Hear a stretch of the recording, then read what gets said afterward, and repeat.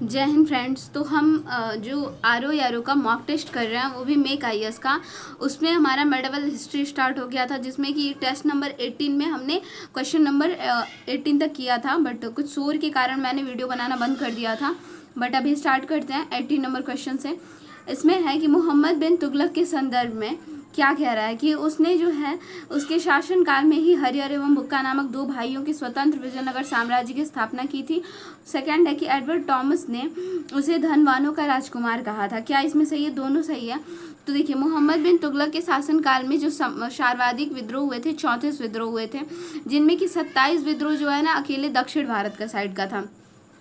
जो MBT था, मोहम्मद बिन तुगलक का नाम है शॉर्ट में MBT। जो MBT था, इसने दक्षिण में 1336 में हरिहर एवं बुक्का नामक दो भाइयों ने स्वतंत्र विजयनगर की स्थापना की थी इसके शासनकाल में। और MBT जो था ना, इसके शासनकाल में एक जैन विद्वान थे जिनका नाम था जिनका क्या नाम था? तो जैन प्रभु सूरी नाम था इनका। और ये जैन प्रभु सूरी को बुलाकर सम्मान प्रदान किए थे।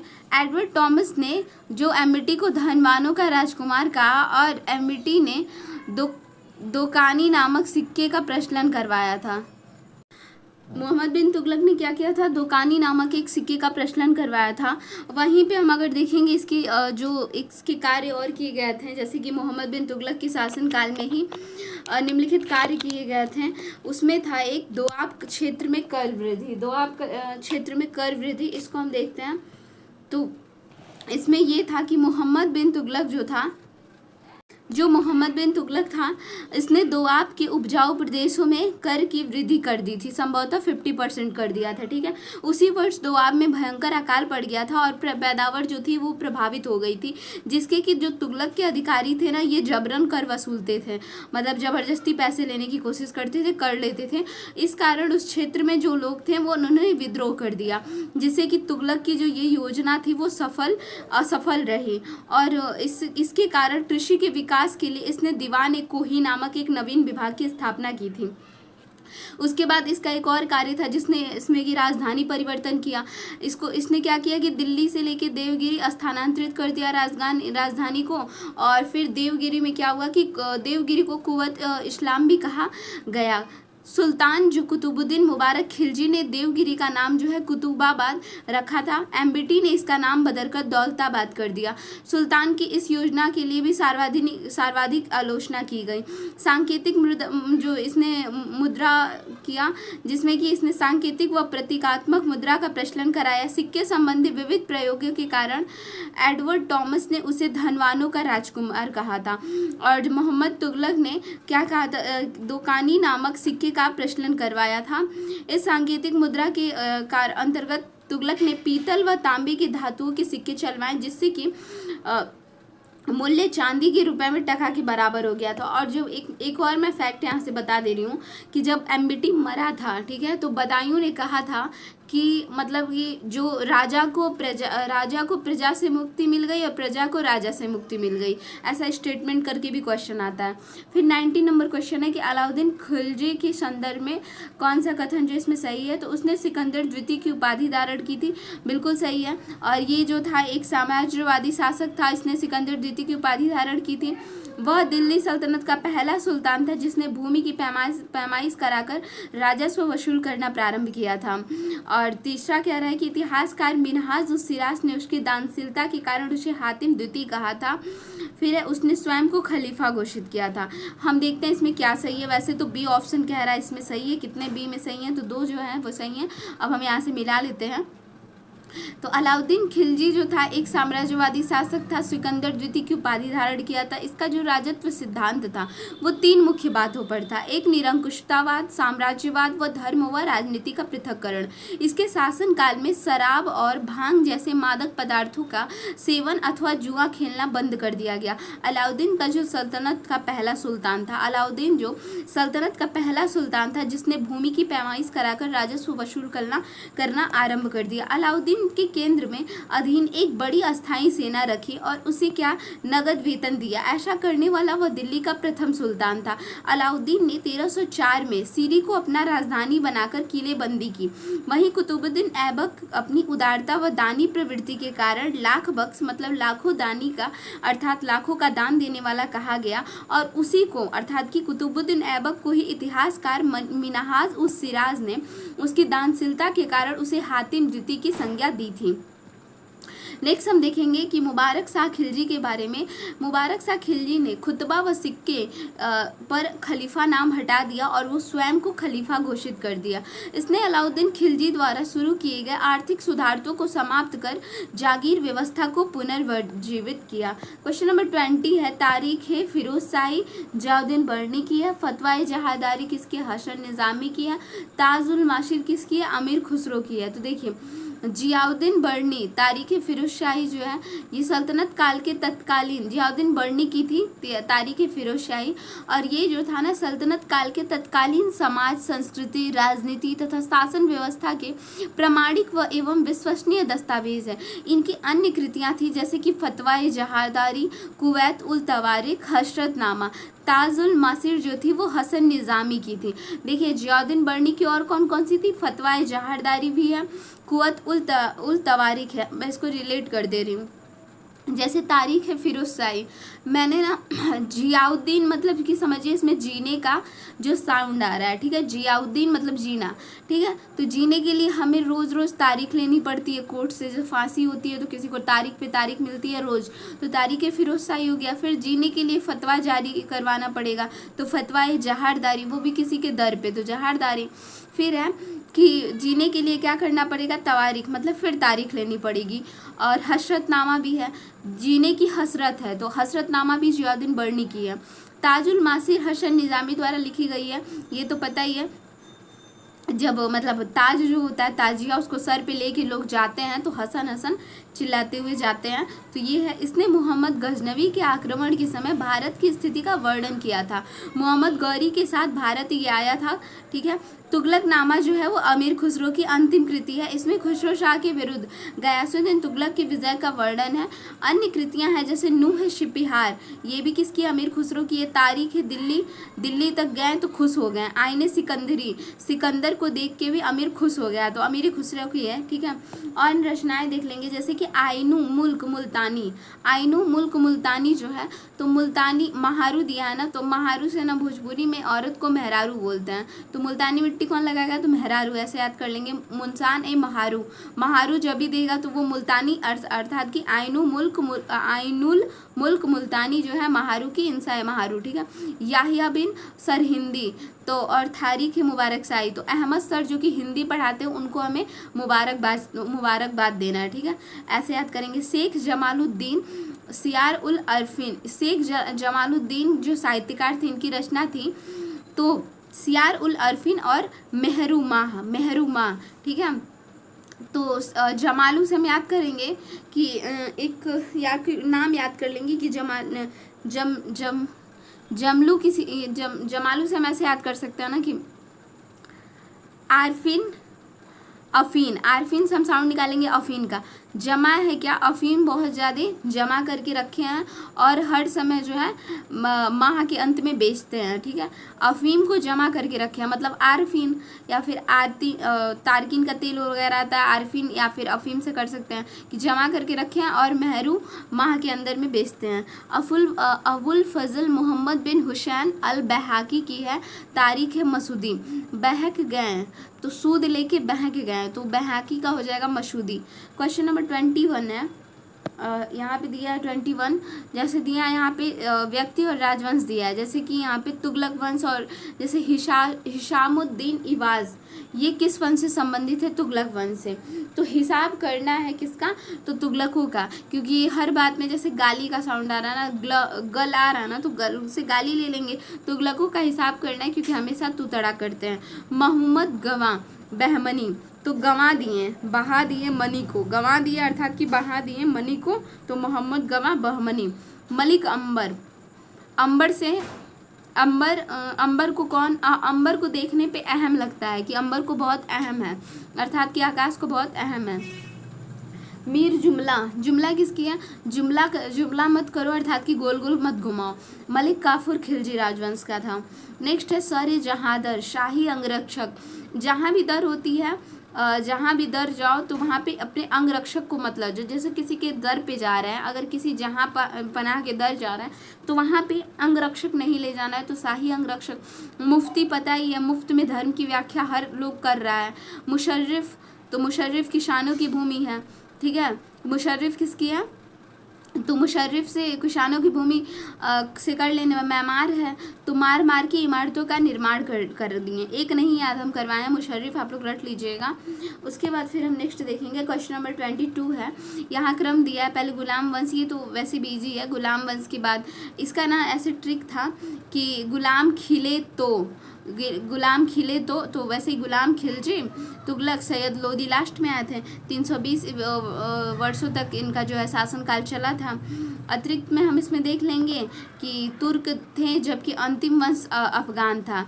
इनमें से 4 वंश जो थे तुर्क थे, अंतिम जो अफगान था। खिज्र खान ने 1414 में दिल्ली में की सत्ता दौलत खान लोदी से छीनकर सैयद वंश की स्थापना कर दी थी। मुबारक शाह की जो कि 1421 में सैयद वंश का शासक बना।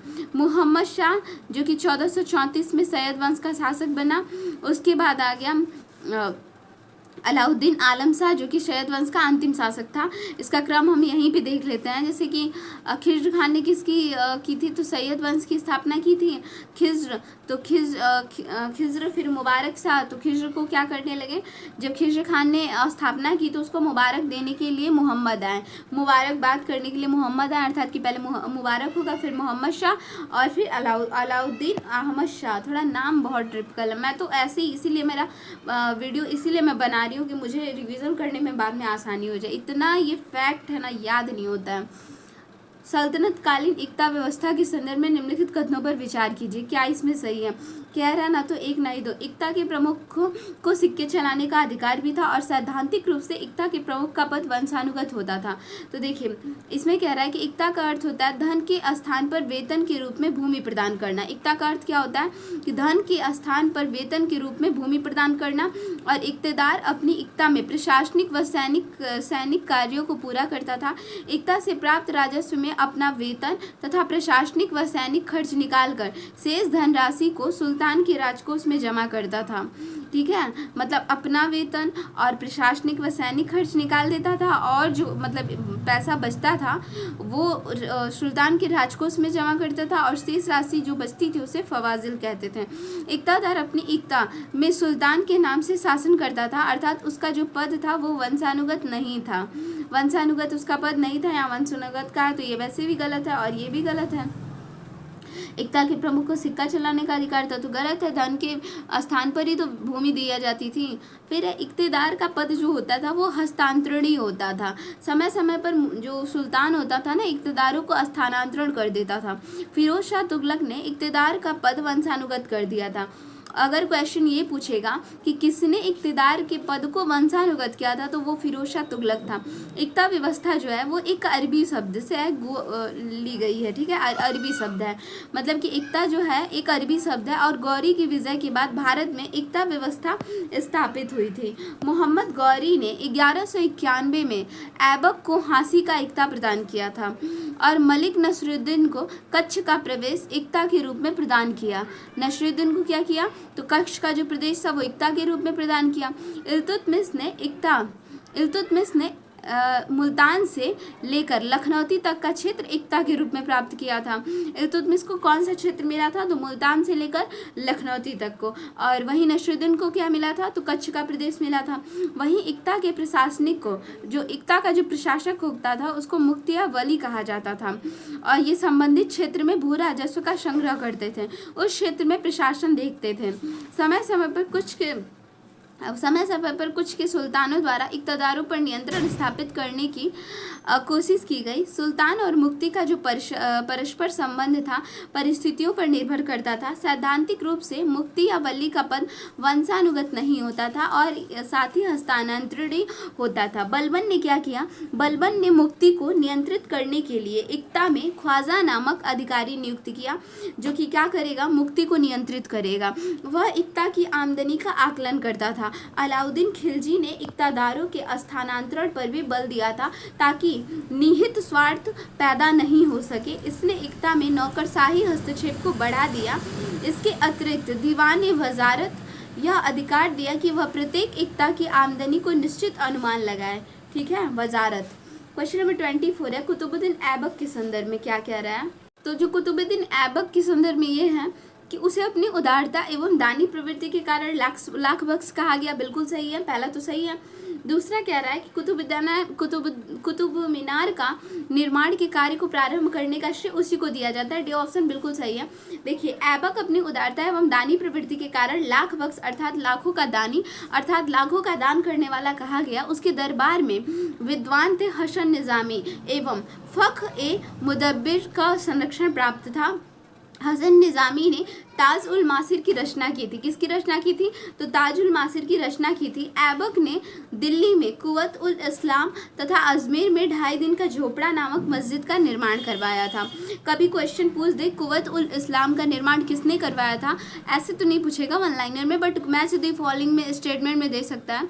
तो कुतुबुद्दीन ऐबक का जो मतलब दिल्ली में कुव्वत उल इस्लाम का जो है इसने मस्जिद का निर्माण करवाया था और 2.5 दिन झोपड़ा का भी। कुतुबुद्दीन जिसे शेख ख्वाजा कुतुबुद्दीन बख्तियार काकी की स्मृति में बनवाया गया था, इसके निर्माण कार्य का प्रारंभ करवाने का श्रेय तो कुतुबुद्दीन ऐबक को जाता है, लेकिन इसको पूरा करवाने का श्रेय जो है वो इल्तुतमिश को गया था। ठीक है, कुतुबुद्दीन ऐबक को भारत में तुर्की राज्य का संस्थापक माना जाता है। वह दिल्ली का प्रथम तुर्क शासक था। सिंहासन पर बैठने पर उसने सुल्तान की उपाधि धारण नहीं की, बल्कि मलिक ए सिपह सलार की पदवी से वो संतुष्ट था। ऐबक ने 1206 से 1210 में लगातार लाहौर से ही शासन संचालन किया था। 1210 में चौगान खेलते समय घोड़े से अचानक गिर जाने के कारण उसकी मृत्यु हो गई। अब यहाँ पे कुतुब मीनार का जिक्र है तो मैं कुछ फैक्ट बता रही हूँ कि जैसे कि पहला इसको प्रारंभ किसने किया बनवाना, तो वो कुतुबुद्दीन ऐबक था। पूरा किसने करवाया? इल्तुतमिश ने। उसके बाद इसमें जब इसका जब जैसे कि भूकंप से या फिर किसी चीज़ से मतलब दिक्कत हुई तो इसका मरम्मत कराने के लिए कौन सा शासक आया था उसको आप लोग बताइएगा। इसमें मतलब मरम्मत करवाने के लिए कौन शासक आया था, तो वो था मेरे ख्याल से फिरोज शाह तुगलक था। ठीक है, और इसने 5वीं मंजिल भी बनवाई थी। ठीक, उसके बाद सिकंदर लोदी भी आया था इसमें, मतलब कि इसने भी इसका मरम्मत करवाया था। शायद यही फैक्ट होगा, अगर मैं गलत होंगी तो प्लीज़ कमेंट करके बताइएगा, क्योंकि मुझे भी थोड़ा सा डाउट हो रहा है। वैसे तो सही है, फिरोज शाह तुगलक भी था ना कुतुब मीनार का जो निर्माण, वो लास्ट में मरम्मत करवाने के टाइम, जब पूरा तो इल्तुतमिश ने करवाया था। 25 नंबर क्वेश्चन है, निम्नलिखित युद्धों को कालानुक्रम में बताना है, कौन सा इसमें सही हो जाएगा। जैसे दिया है, पहला है चंदावर का युद्ध कब हुआ था, तो देखिए एक है यहाँ पे चंदावर का युद्ध, आगे आएगा एक चंदेरी का युद्ध, तो याद रखना है चंदावर और चंदेरी अलग है। ठीक है, चंदावर का युद्ध हुआ 1194 में, रणथंभौर का युद्ध हुआ 1301 में, चित्तौड़ का युद्ध हुआ 1303 में, और सारंगपुर का जो युद्ध हुआ वो हुआ 1437 में। क्रम याद रखना है, चंदावर अर्थात कि 11 से हमें याद रखना है 1194, रणथंभौर रण 1 होता है तो 1301 हो जाएगा। चित्तौड़ में क्या, तो जो राजपूतों ने सबकी मतलब 3 है लास्ट में, तो हम एक बात रिलेट कर दे रहे हैं कि जैसे चित्तौड़ में क्या हुआ था ना कि राजपूत थे और राजपूतों ने ना सबकी बीन बजा रखी थी, तो 3 से बीन को रिलेट कर लीजिए 1303 हो जाएगा। और सारंगपुर में क्या हुआ था 1437 है इसका।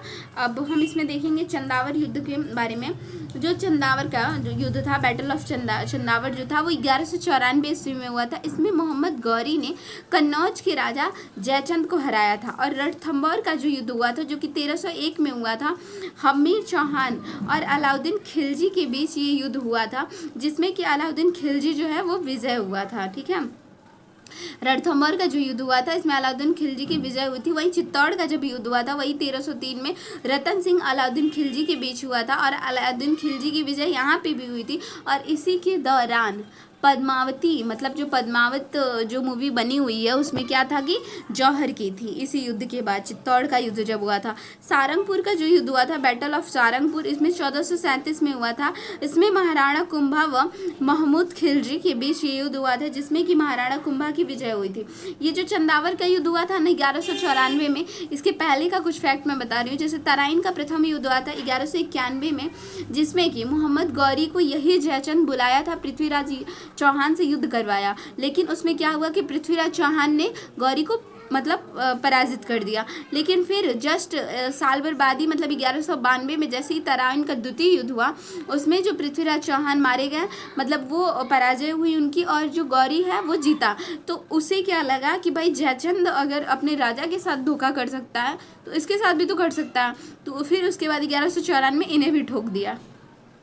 तो ये तो हमारा इतिहास है। ऐसे ही नहीं जयचंद बदनाम है कि घर का भेदी लंका ढावे, वही हाल है कि भाई यहाँ के लोगों ने ही यहाँ के लोगों को मरवाया है, बाहर के लोगों को, वरना मुगलों की थोड़ी इतनी थी कि वो आके भारत पे राज करें। क्वेश्चन नंबर 26 है रजिया सुल्तान के संदर्भ में।